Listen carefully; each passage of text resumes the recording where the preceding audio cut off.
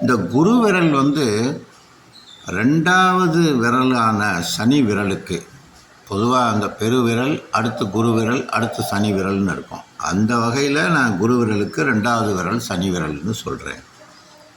அந்த சனி விரலுக்கு சமமாக நீண்டு, அது ரெண்டும் ஒரே மாதிரி சமமாக, சனி விரலும் குரு விரலும் ஏகமாக சமமாக இருந்து, அல்லது அதை விட சனி விரலை விட இந்த குரு விரல் கொஞ்சம் உயரமாக நீண்டிருந்தால் அவர் வந்து ரொம்ப உயர்வான எண்ணங்களை கொண்டவராக இருப்பார். ரொம்ப அது என்ன சொல்கிறது, ஒரு ஹைலி தாட் பர்சனாக இருப்பார்.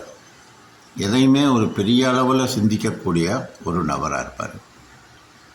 இந்த ஹிஸ்டாரிக்கலாக நெப்போலியன் போன்றவங்களையெல்லாம் சொல்லும்போது அவங்களுக்கு இந்த மாதிரி இந்த 2 விரலும் சமமாக இருந்தது அப்படின்னு சொல்லப்பட்டிருக்கு.